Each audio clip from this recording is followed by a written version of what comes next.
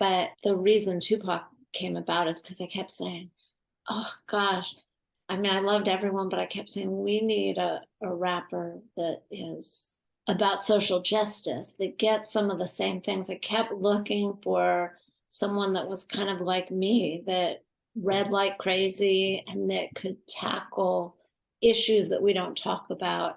Public Enemy was too radical. Like there were artists that were in hip hop that were using their voices, Yeah. but they couldn't penetrate schools because they were too extreme. And I was looking for somebody that could straddle these worlds like I could. And one day, LaWanda, who was one of the art group members, said there was a kid that just came from Baltimore, and he was it. So this went on for some months because I didn't know if she knew what it was, but she's the reason Pop came to the group, and she was right.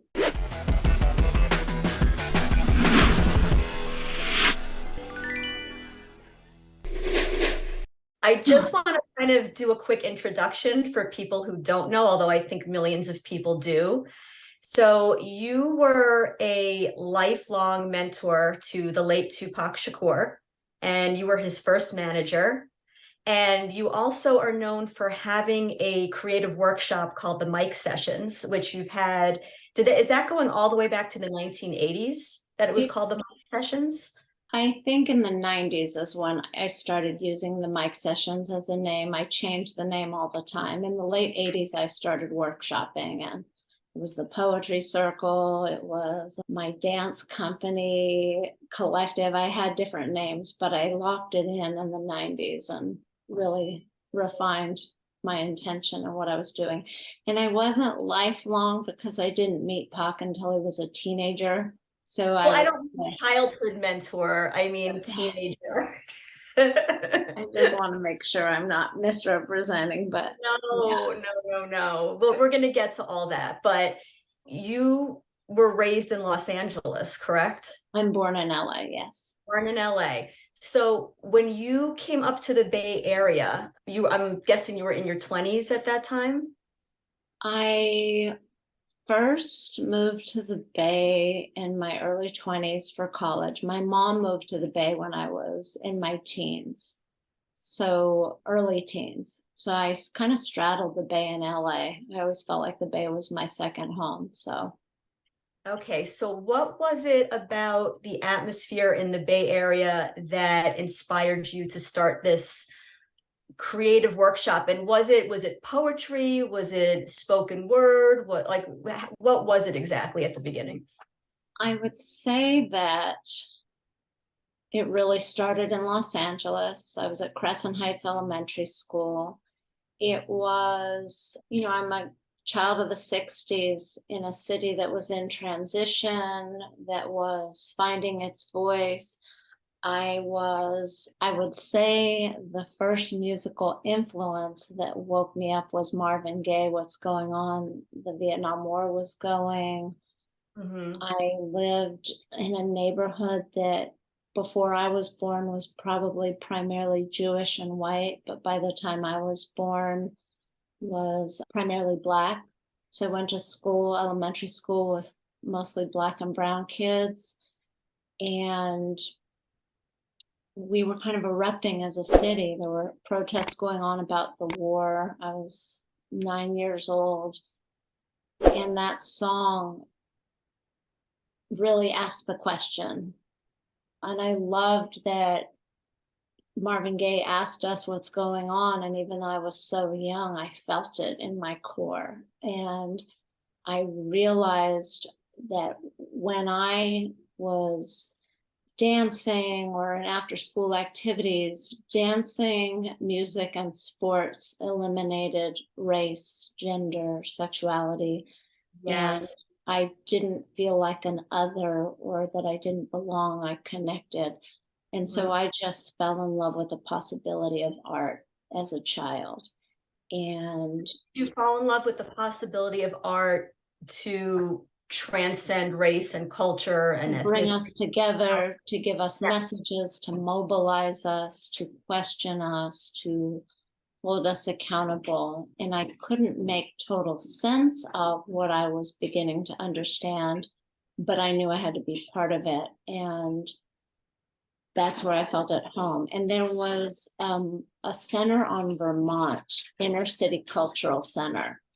And I don't remember the first time I took classes there, but through elementary school, middle school, high school, I always, even after we moved from Los Angeles to the West Side, I was always trying to get back to Inner City Cultural Center and to the music. So I would say that my first love outside of relationship and family was music and art, and where we could come together as people and not exist within our borders and our boundaries, but find our humanity with artists. And the power of art as a mobilizing vehicle was something that I saw with the Vietnam War, and then many other movements after that. But that was the first tangible memory I have of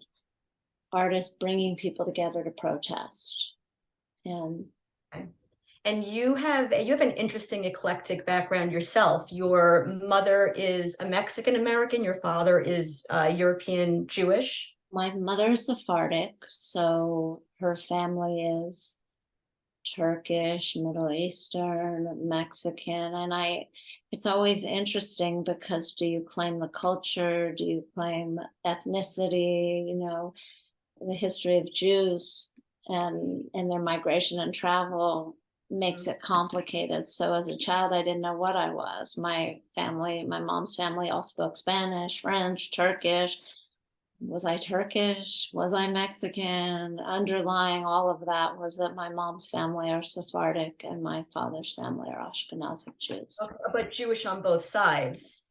Okay, that's a lot of people don't know that about us. That, well, first of all, we are a very mixed people because we migrated around the planet so much, and that there are Sephardic Jews, there are Ashkenazi Jews, there are Jews of color, you know, of coming out of Africa. I mean, like we're just. My mom is definitely very brown. You know, I look like my dad, so people would see my mom and not identify her as Sephardic. She looks like she's Mexican or Middle Eastern or a hybrid of something dark.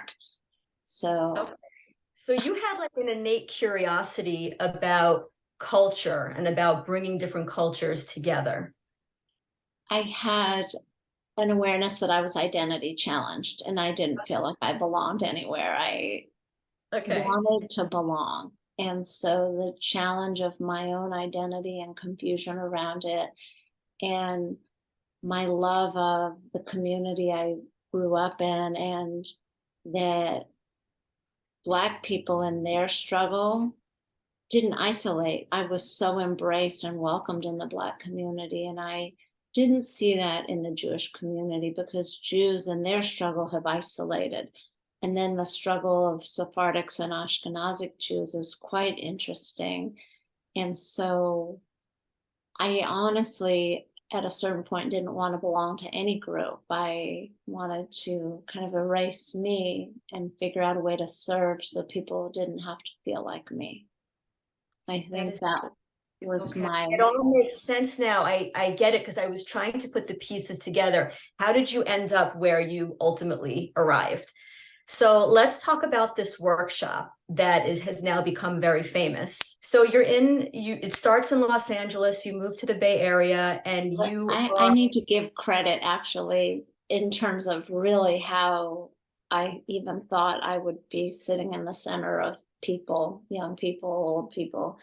When I was in high school, I moved from LA, predominantly Black school, to Santa Monica.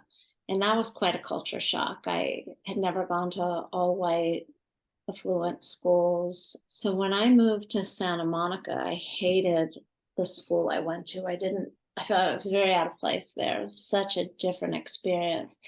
And I ended up in an alternative school, which allowed for me at a young age to do advanced placement classes at the college. So I would go in the afternoons and I would take classes at Santa Monica City College.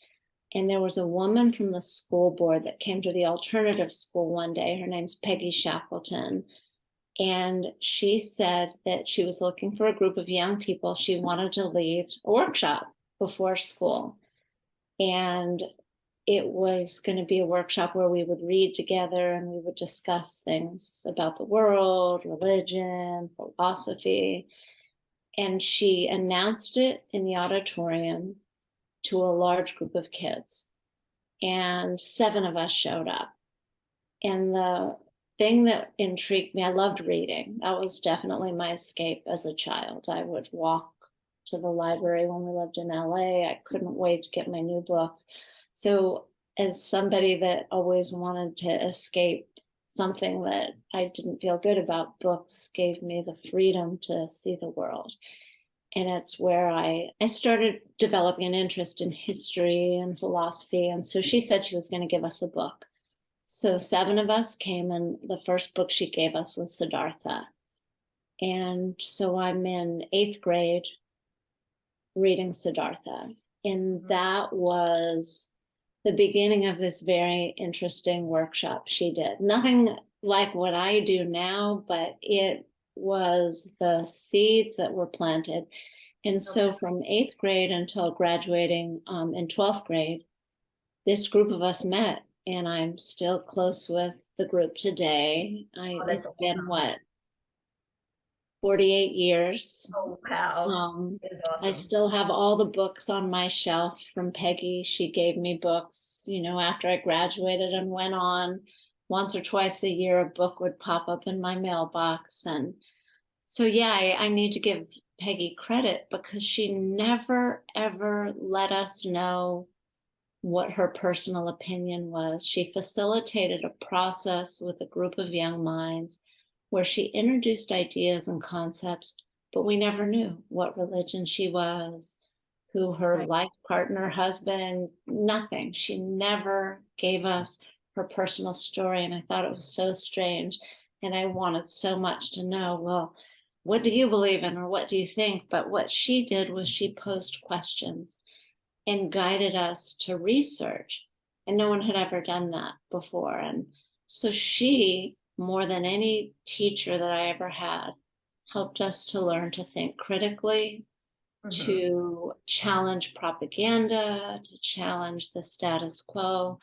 And I knew her most of my life until she passed away. And I never had access to anything inside her personal world.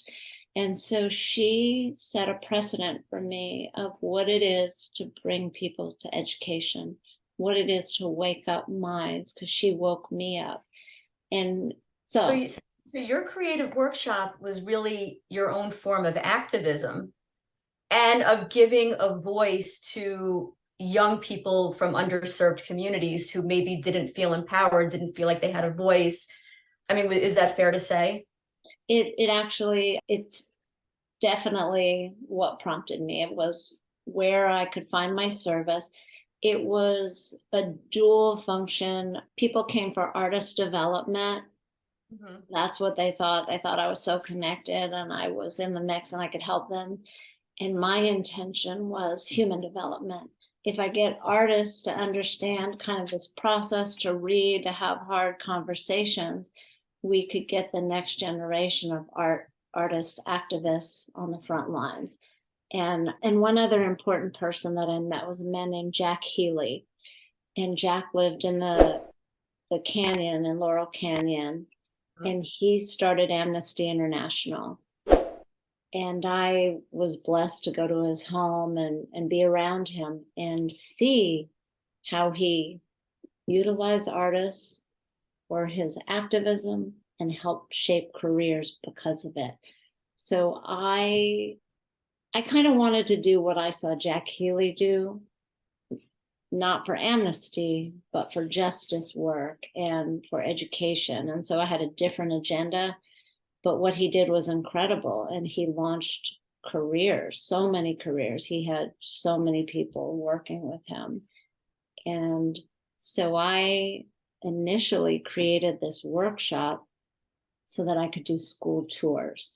And the workshop would be where I would give prompts, topics, books, and we'd have discourse. And then we would create 90-minute assemblies so I could go into the schools with messages and not have to work under their body, under their traditional ideas about what we need to educate people on. And education wasn't relevant for poor people, for people of color in white areas, because I'll unpack that for a second.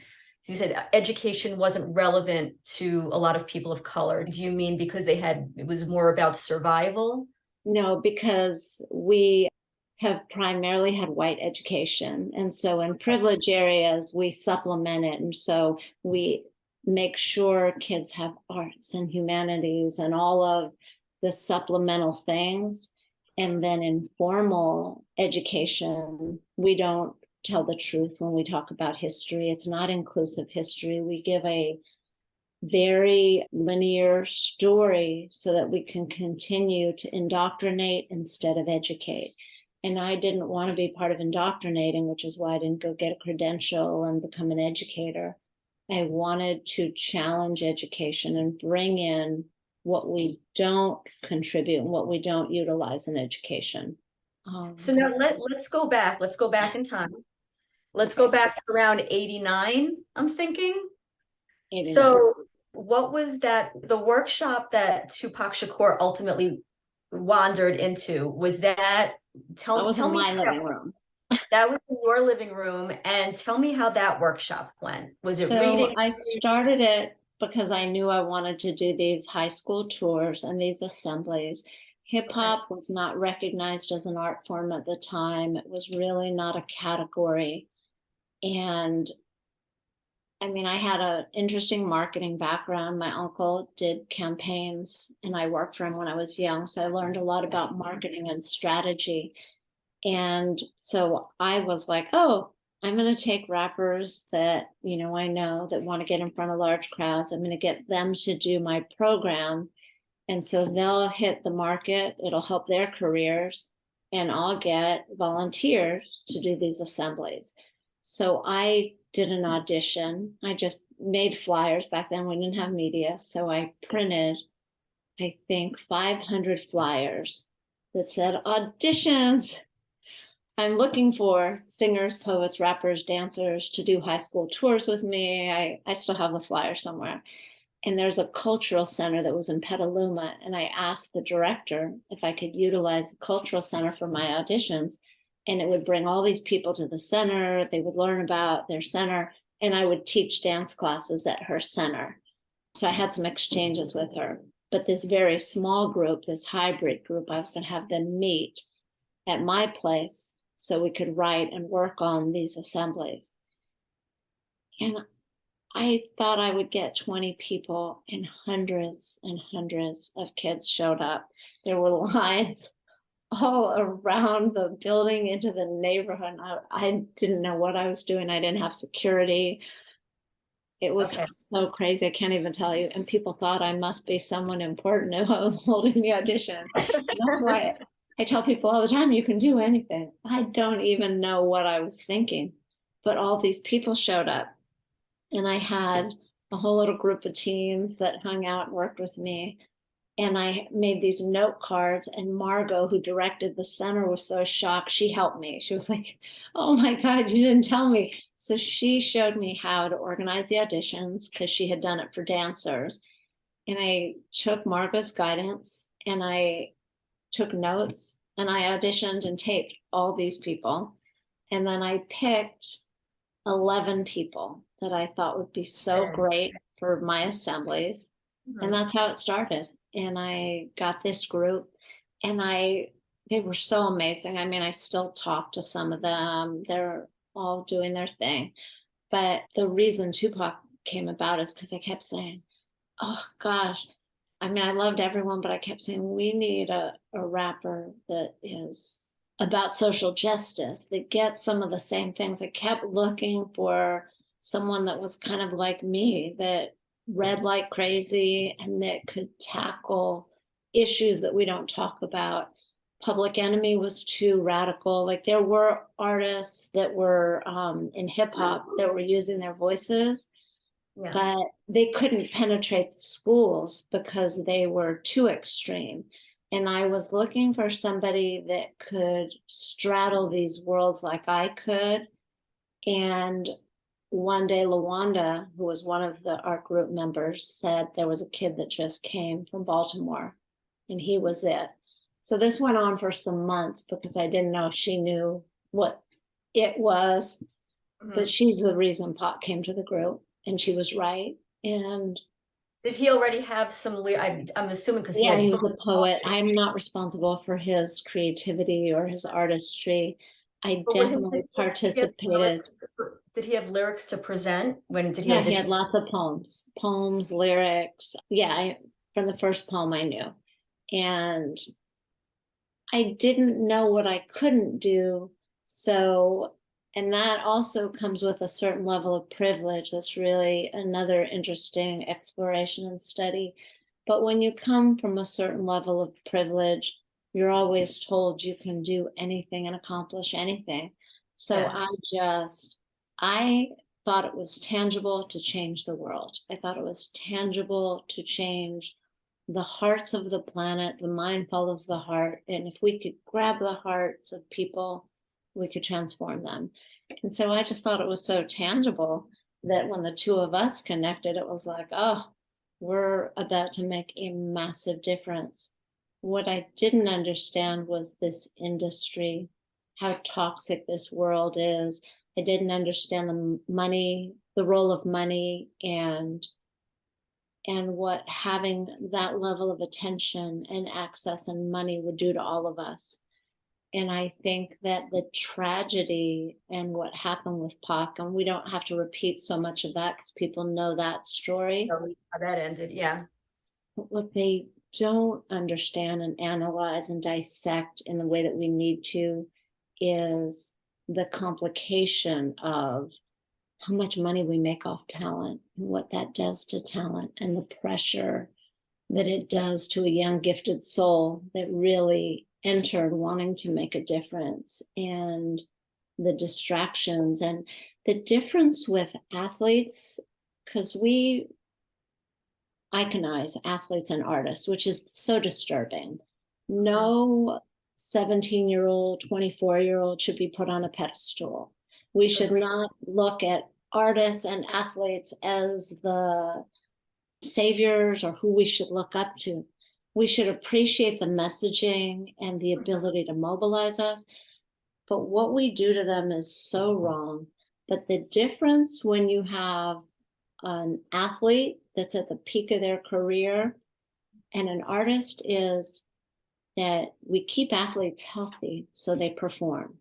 Right. Athletes get the best food, the best exercise. They get a very different trajectory. And artists, we keep them high so they give us what they want. And I say we as system, not as Leila, because I don't. I have to comment on that because I interviewed Juicy J recently. And what he talked about was that as he started to win awards and started to sell a lot of records, more and more people started offering him drugs. And what I said was, do you think that the music industry is kind of, there's almost like a conspiracy to keep artists high? And he's like, well, I really don't know. I don't think so. I hope not. But I really believe that there is. There absolutely is. I mean, back in the day with athletes, and you can trace some of this, I could say names, but I'd rather not right now. But there were athletes, because I started in an athletic world, and you can track certain coaches and their teams and the use of steroids and what happened to a lot of the athletes. Specifically, I worked with track and field athletes. You can look at certain teams and where are they now, and how many of them had cancer, tumors, mental health breakdowns, and you can look at what they were given for performance. That stopped and that changed.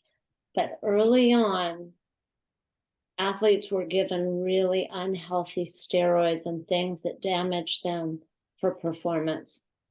actors, musicians, entertainers, performers were given so much.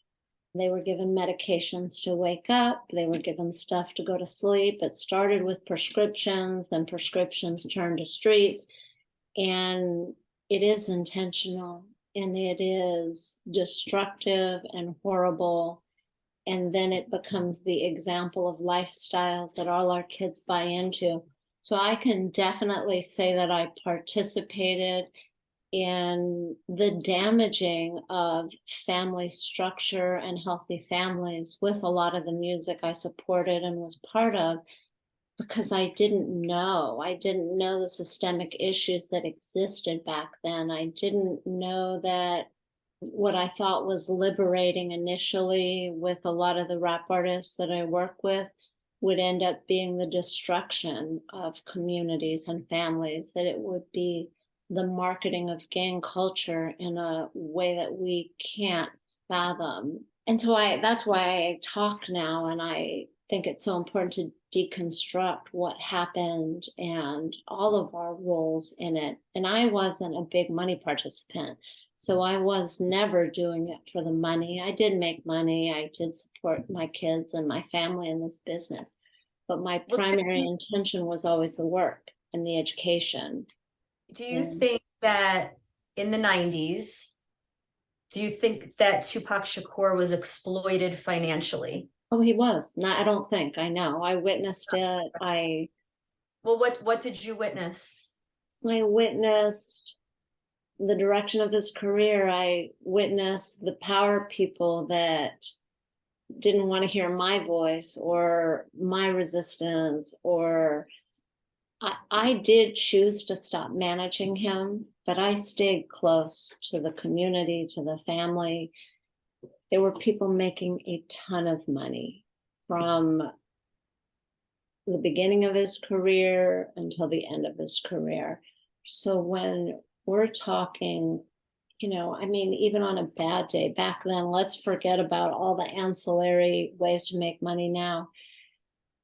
If you were an artist in the early 90s, you got an 8 to 12 point deal.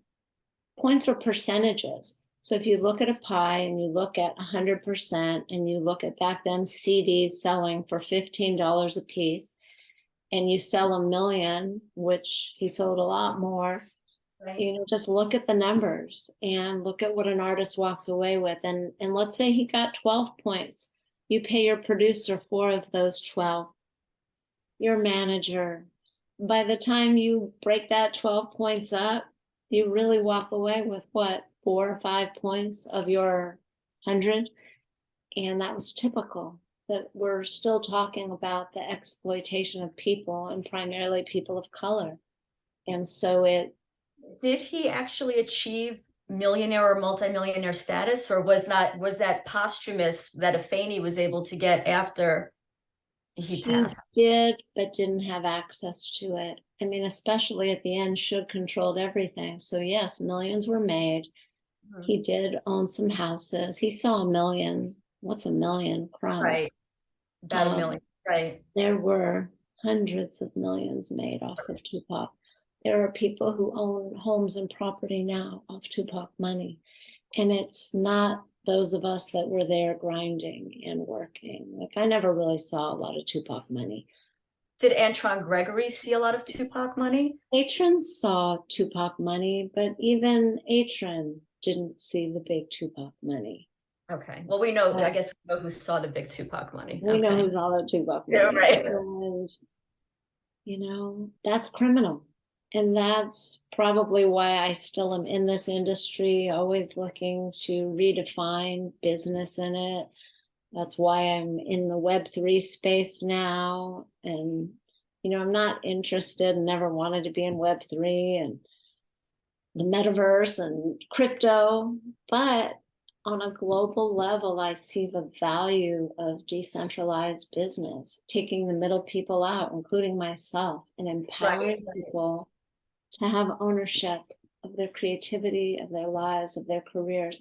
And at the end of the day, the people who really suffered from all this are always people of color, are always marginalized people. It's always the people who don't have the fight and the support for their fight. And it's disturbing, to really come to terms and be honest about how vast the extremes are when it's who has and who doesn't. So, still doing the work. You mentioned in the past, or I think I saw or I read that you said that maybe, I don't know if it was towards the end of his life, but there were a lot of fights. Were the fights about trying to bring him back to his heart, his soul, his political roots, as opposed to like a gangster image and lyrics? I think that it was a fight for his soul. It was a fight for him not to get consumed by the company he was in. I already saw him getting consumed by the lifestyle and the industry pre-Shug. He was fighting for his life then. I have to borrow this saying, but I think Malcolm X's story is really important. I think a lot of people rock Malcolm X hats and gear and don't even really know his story, never read his book. Tupac loved Malcolm X because he loved his journey. He loved that this man could come to terms with it. He made mistakes, that he had an entire transformation, which is why he left the nation. And it is the transformation that's important in this story, and what it was to be in a radical fight for Black people, and then his transition into Islam, and true Islam embraced all people. And so his journey, and to analyze and dissect his journey, is important. I think Tupac's trajectory was the opposite. I think Tupac started out with this incredible vision and was always cause-based, and his whole life he wanted to dedicate to making the difference. And what happened was he was surrounded. You cannot surround yourself by toxic things, toxic people, toxic behavior. You become what you want to save. And he is the classic example of being surrounded and sucked in and not having a way out, not being able to free himself from the clutches of that. And I'm also an example of bringing the streets into my home. Tupac was never a gangster. That was not him. I was surrounded by more of those elements than he ever was. And he just wanted to make that difference. And he ended up really making horrible choices and really getting caught up.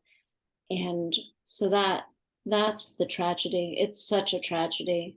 And did you ever have a lucid moment when you talked with him in the last year of his life where he said, I kind of get what you're saying. He wanted out. Yes, many. But that's what I'm saying. Some lines you cross, you can't come back from. The deal with Shug was you can't come back from that. He couldn't just walk away. When did he want out? At what point did he want out? I don't think he ever wanted in. He just was in jail and desperate and made a move based on desperation, and a move that he did not understand the cost or the consequence of, because he was dealing with real gangsters. He is not alive today because he was dealing with real gang members. That was not him.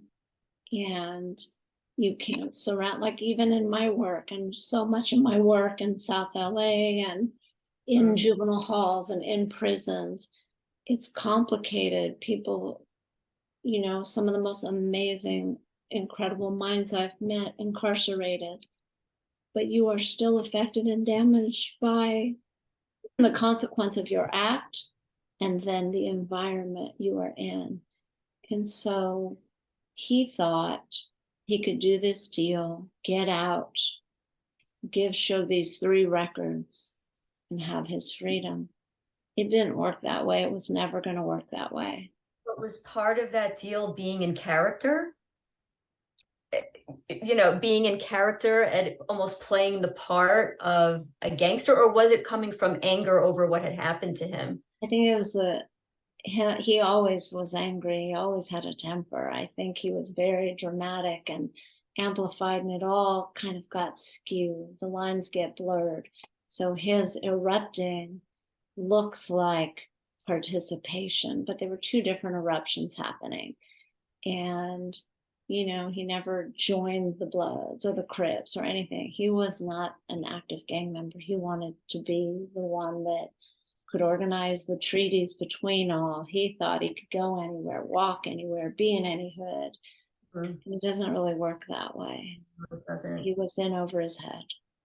When I was researching you, I saw that Omari Hardwick also attended your workshop. When was that? Oh gosh, Omari was in workshop. God, it's been like 18 years ago. He got his agent out of my workshop and got his first like breaks out of workshop. So yeah, Omari is a brilliant talent. He definitely grew in the space. I always want to hit him up and say, can I use all the footage of when you first started? Because I have all the early tapes of when he was working a lot of stuff out. What was he doing? Was he doing monologues? Was he doing poetry? Poems, monologues, raps, all of that. It's hard because Omari really hit as an actor and did so well. You get pigeonholed and they don't want to let you be the full artist you are. And Omari is a brilliant musician and, rapper, singer. He could do it all. And he has not been supported in that journey. And, I've tried to help Omari a number of times. I hit people up, and it's a difficult industry. And that's where we need to change the face of owners of companies, of the agent, all of it. We still have so much work to do. When you say that, meaning that an artist should be able to move between acting, music, all of these different facets of entertainment? They should move and supported in it. It's very difficult. It depends on how you enter. But, when you're a big actor, it takes away from scheduling when you can't tour and do music. You got to pick and choose.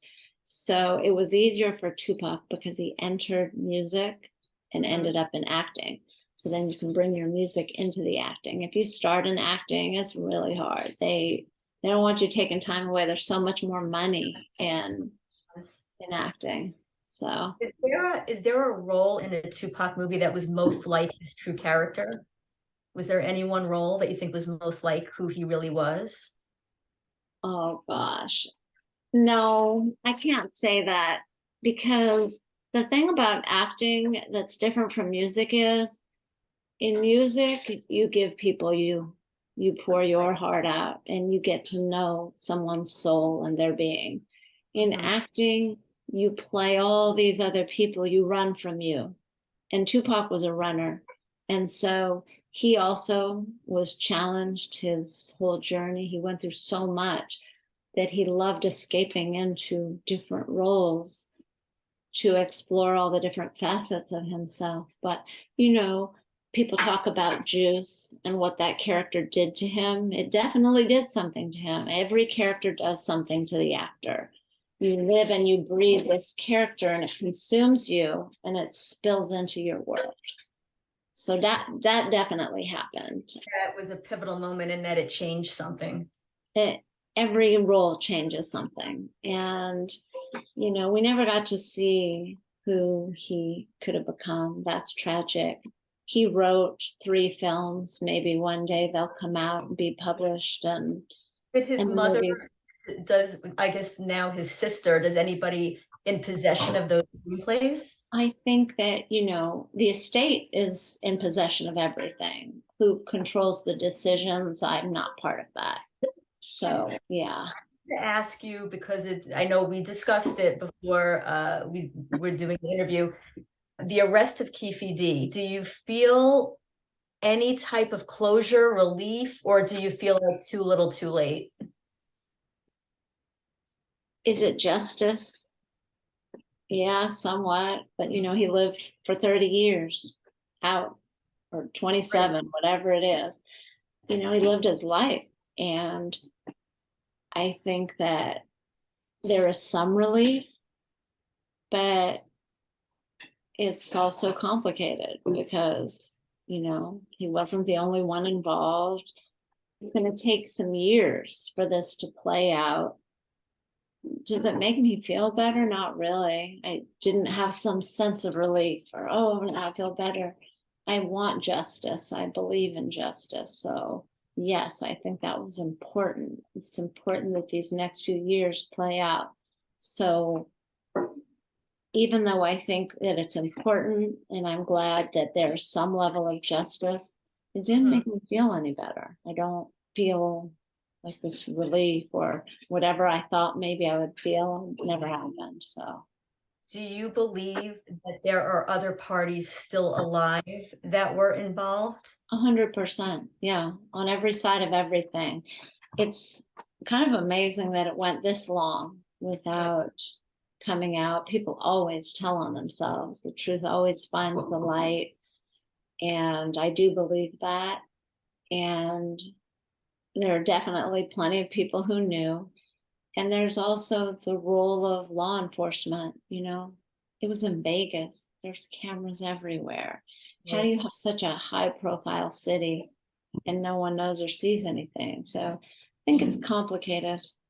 And Do you believe that Sean Puffy Combs is involved, as people are whispering about? Or that's the kind of stuff I can't even comment on, even if I have a thought or a belief that I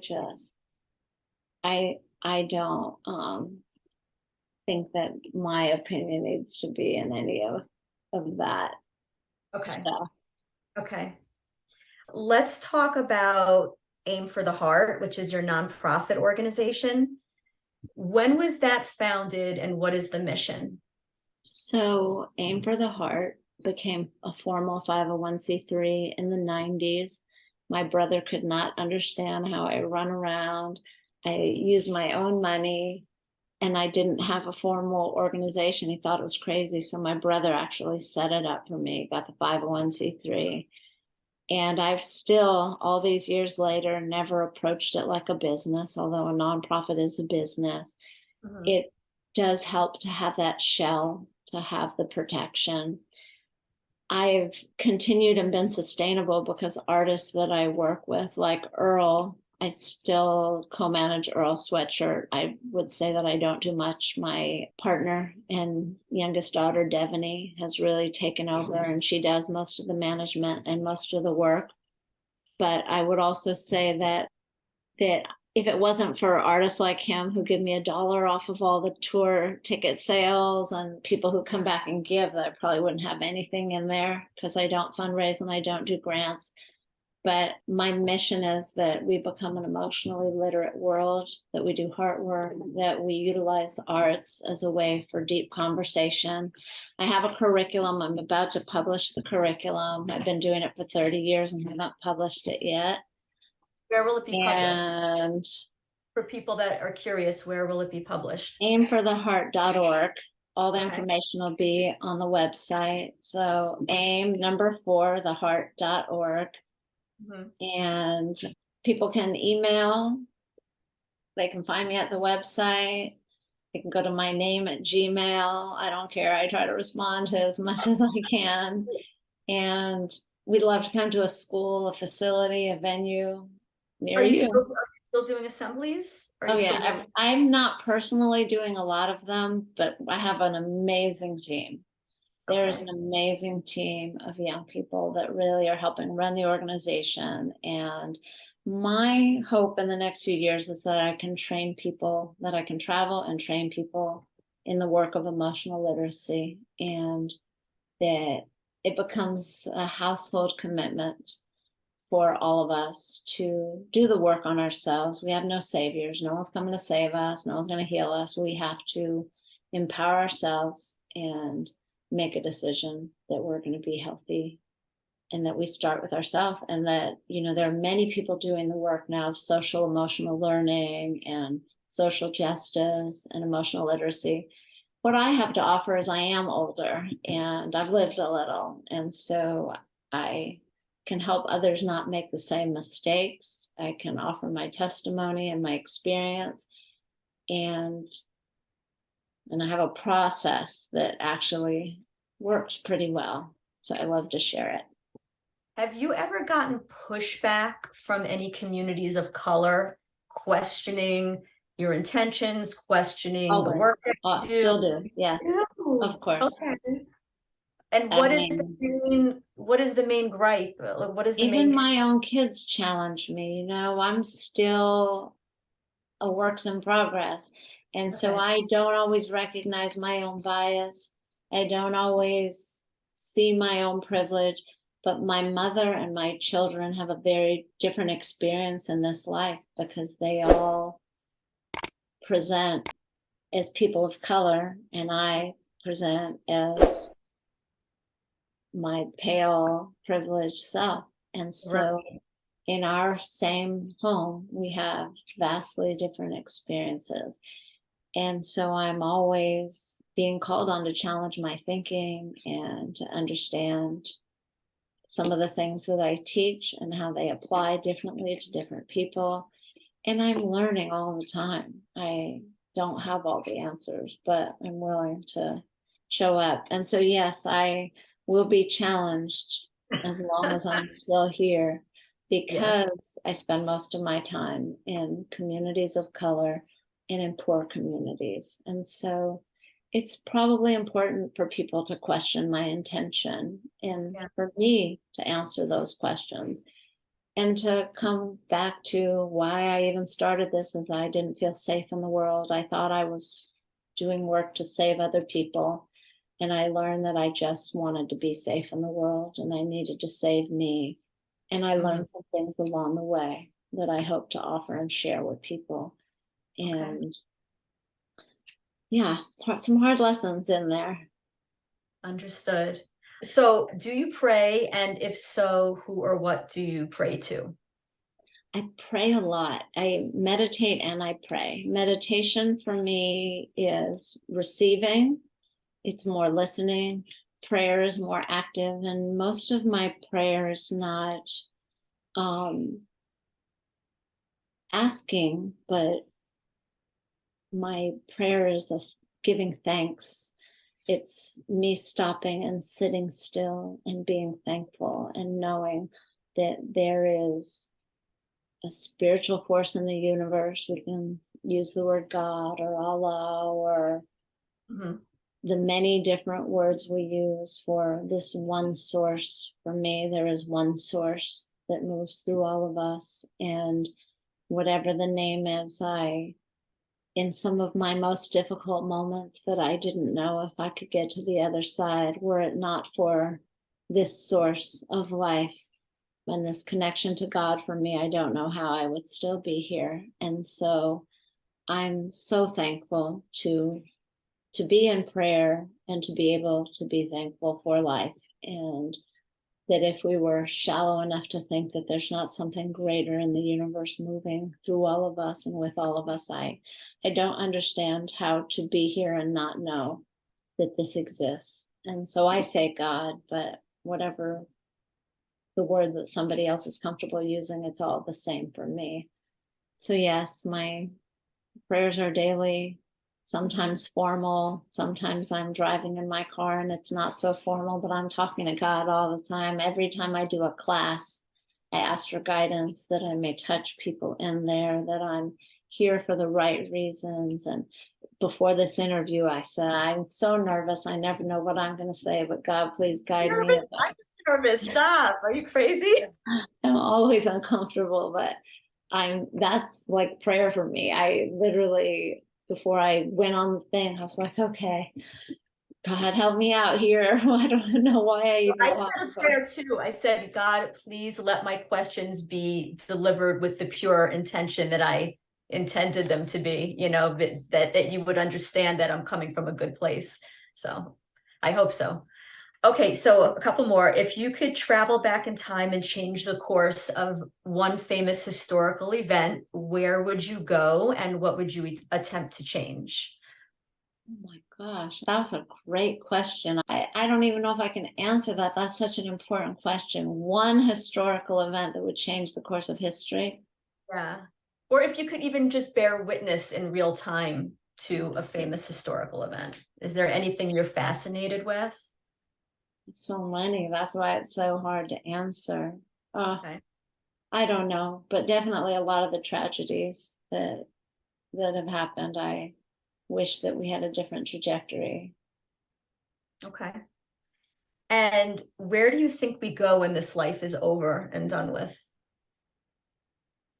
Where do I think we go? We are consciousness. So we are souls, we are consciousness. We leave this body and go back to source. Mm-hmm. Agreed. And what do you think you came into this life as Leila Steinberg to learn? And what do you think you came here to teach? I believe that I came to contribute to this work of the heart, that all my challenges were so that I could be a bridge, and that I made a choice when I came here and understood that you have to be willing to be walked over, to walk across, to get to the other side, and that I would give my life in this life in service of building bridges to all people and a love of land without borders. And so my work while I'm still here and until I'm gone will be that of being a bridge child and a bridge adult, and helping people get over their limited ideas so that they develop empathy and know that we all share these same fundamental rights to live and breathe and be here. Thank you, Leila. You were a great sport. You gave a great interview, and thank you for trusting me to give me this interview. Thank you. I appreciate you and your work. Oh, thank you so much. Okay, I will talk to you soon. You can listen to this entire episode and other interviews of mine by going to Apple Podcasts or Spotify and downloading and subscribing to the Allison Interviews podcast.